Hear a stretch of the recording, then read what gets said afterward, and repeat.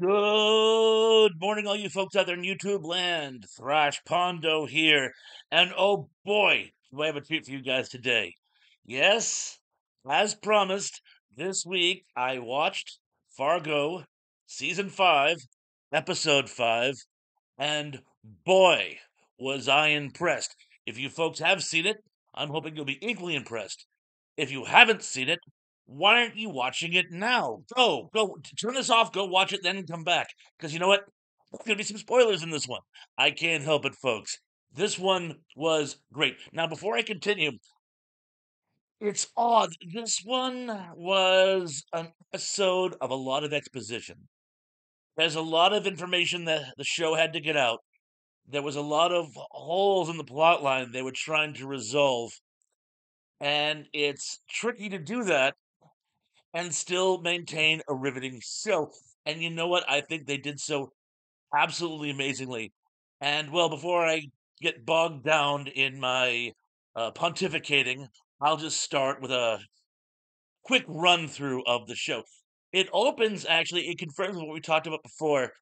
Yes, it appears as though, that is to say, it appears as though Mr. Wayne Lyons did fry the old noggin in that booby trap, and he's sort of space cadet at this point, even more so than normal. Now, if it's a legit space cadet or if he's just playing an Claudius routine, well, more about that later.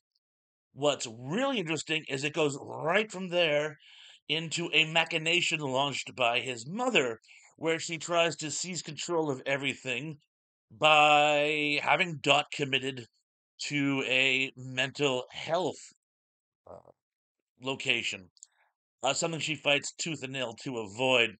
In fact, they actually go into a Lord Attenborough, I'm sorry, Lord David, sort of nature special. The tiger must fight when cornered, and it's really kind of slick. But yeah, they actually try to have her committed. And are you sitting down? And I hope everyone else got as good a laugh at this as I did. And I, if this is a legit thing, I apologize for being so glib about it. But they take her to the Walter Mondale Help Center. Walter Mondale. That'd be like going to, I don't know, the Amelia Earhart Flight School.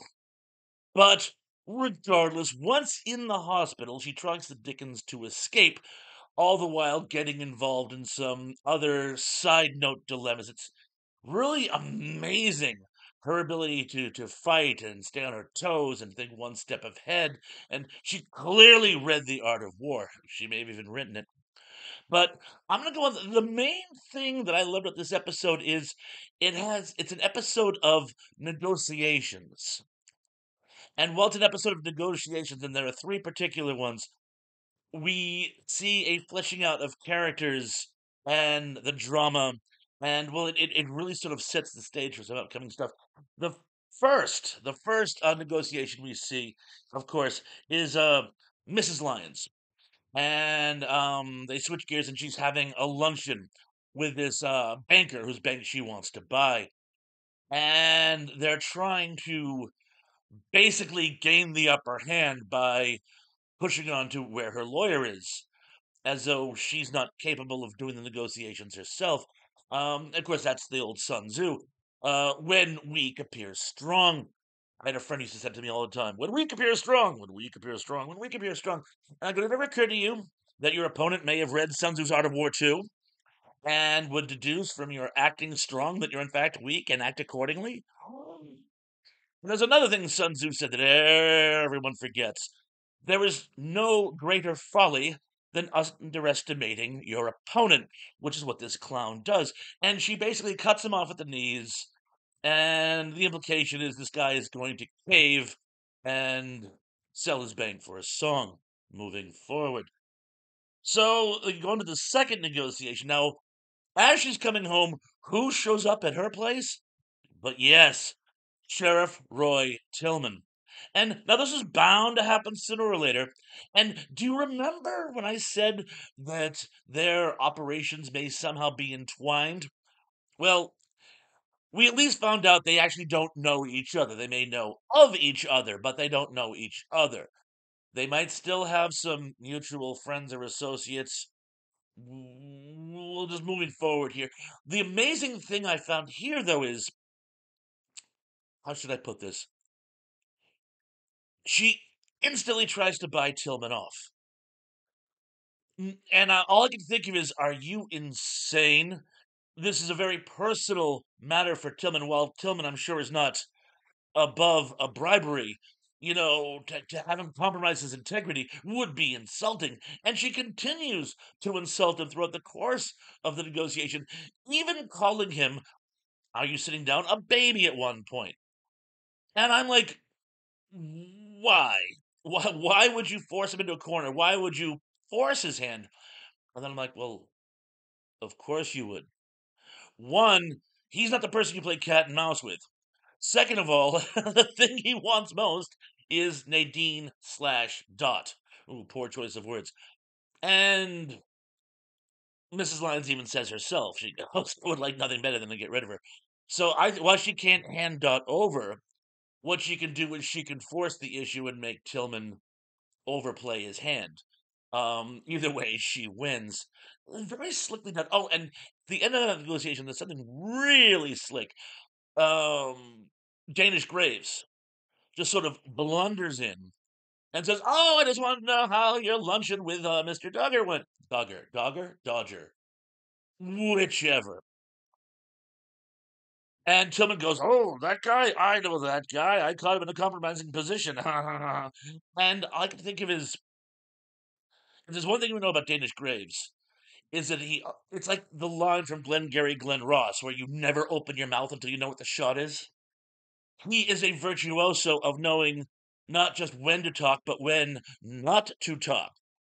And I find it incredibly hard to believe he would just blurt that out in front of a total stranger, unless that was the plan. Now, I'm not sure how the chips may fall, but again, I can't help but think the whole thing was orchestrated. Not getting Tillman to come over, but once he was there, figuring out literally on the fly how to use him. Now, of course, what Tillman decides to do is he decides he's going to kidnap Wayne and use him as a bargaining chip. Ironically, Dot's already in the same hospital. And he sends his goons. And poor Gator, I'm actually starting to feel a little sorry for this kid. He is so naive. He's there in this sort of RV that they're going to use to kidnap Wayne. They're right in the hospital parking lot. And his father says, well, the henchman tells him that your father says, you're not to come in, you're to stay here. And almost like an emotionally unstable 11-year-old boy is like, oh, come on, this is so not fair. Why not? Dude, you're wearing a Stark County sheriff's cap. You shouldn't be taking part in a kidnapping. Duh. You stay here and be a lookout, which actually, I don't want to give the whole game away, but it's a good thing that he does. But anyway, moving forward, there's one other negotiation that I have to mention, and that is, you know how we that patrolman Olmsted, you know that she's in debt because she's married to, well, a moron is the short answer, who spends money irresponsibly and brings none into the house, and that she needs money. Well, she ends up going before Mrs. Lyons, investigating one of the many shenanigans going on. And of course, Mrs. Lyons just cuts her to the quick. Now, she does something really interesting. She torments Olmsted for being so deep in debt. And we all know she is a debt consolidation organization and could make this just go away. She doesn't actually offer her help. And that's something very, very, very, very slick. And my father told me that years and years ago. When you want someone to take your help, don't offer it to them. Because on a whim, they might just say, yeah, nah, I'm good. And then what are you going to do? Beg them to take your help? Let them know that help will be there, but make them ask you. More importantly in this case, make them beg you. And with the desperation Olmsted is in, she might just do that. And before I get to the crescendo, and yes, this was a crescendo episode. Before I get to the crescendo, I got to say there's something else about, and again, I think Danish Graves is becoming one of the most interesting characters in the whole show. Um, Long story short, because of the home invasions and the attempted kidnappings and all that, he gets a private security force. The implication is they're Blackwater, but something like that, to surround the Lions property and secure it. And there's this brilliant exchange. It's almost like they're doing a bit where, as he's leaving, one of the guards says, "ID, please." And Dana's like, "Oh, come on, you don't want my ID. I'm leaving." "My orders are anyone leaving or entering must show ID." "I'm the guy who hired you, don't recall?" "Yeah, I do, sir, but I have my instructions." And Danish actually gets uncharacteristically in this guy's face. Now, many people, I'm sure, will interpret this as, well, he's your typical elitist snot rag. He likes raking his underlings over the coal. No, no, no, no. Anybody with the clout that Danish brings to the curb, he's not some small-minded bully. He's way above that game. I actually think the whole thing was a test. I actually worked for an outfit years ago that had an outside security doing our loss prevention. This is a true story. I'll just give you one little highlight. I had already gone home for the day, but my assistant manager got a surprise audit. And I told him, "Be on your toes. These people are sticklers for policies." And one of the things we were instructed is when a private security team member was leaving, particularly if he had been in our back room where we store valuables, his personal property must be searched before they leave. And they've agreed to that. So it's not like it's some, out of bounds thing we're throwing in their face. It's something that was actually in the contract. As he's leaving, the guy said, "You know, I've already put my jacket on. Do I really have to take it off so you can search it?" And my assistant manager's like, "Nah, nah, let's go like this. I'm sure you have any stuff." "You know where this is going." Yes, we didn't fail the audit, but there was a nice, great big check mark next to "Did employees search all loss prevention members' property when they were leaving?" Yep, nope, he did not. Oops a daisy. Pigeon rat. So yeah, I have a funny feeling. Oh, and Danish even says to him, as he throws his ID, this poor sod who's just doing his job, he goes, "Don't ever do that to me again. Like in this, I will have your job." Something tells me the next time he doesn't do it, and Danish Graves is now going to fire him. Just mark my words. That's not a speculative spoiler. That's just a, I know this one. But anyway, there's one more thing I've got to point out. As you've probably deduced by this stage, yes, Dot does escape from the hospital. And what's her first instinct? To go and, I guess you'd call it, rescue her daughter, Scotty. Even though Scotty is at the Lion's house, which is, I'm not going to say safe, but it's safer than some places. What does she do? And this, I really question. I mean, I suppose she's desperate here, but not what I would have done. She brings the child to Officer Olmsted and is basically, "Because you're the one who's been trying to put me in jail this whole time, you're the only person I trust. Will you watch my child?" And she agrees.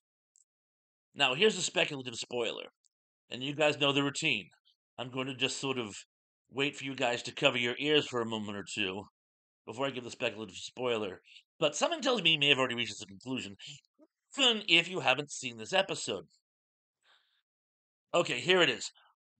Olmsted is in desperate need of money, absolutely desperate need of money. She's this far from becoming a street person.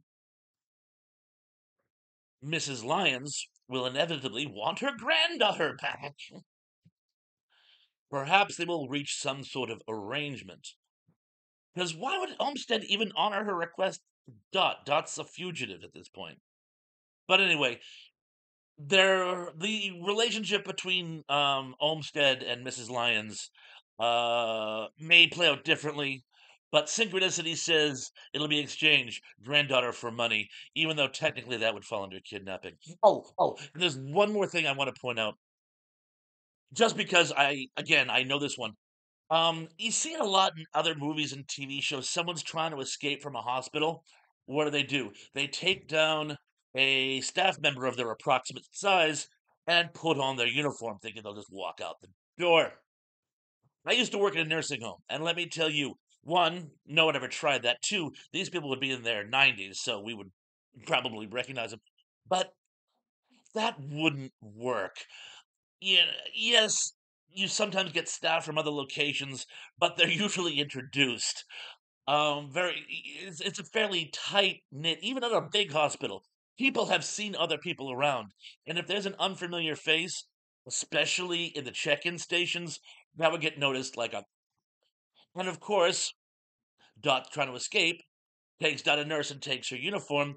And as she's walking past the nurse station, one of them just, wait, you're not Susan. And I'm like, oh, that's so good. I was just thinking, this isn't going to work.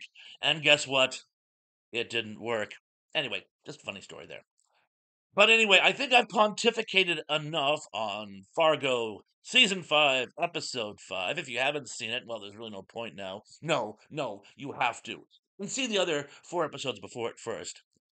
And of course, like, subscribe, forward, lateral, share, all those sort of things. And a special super duper request.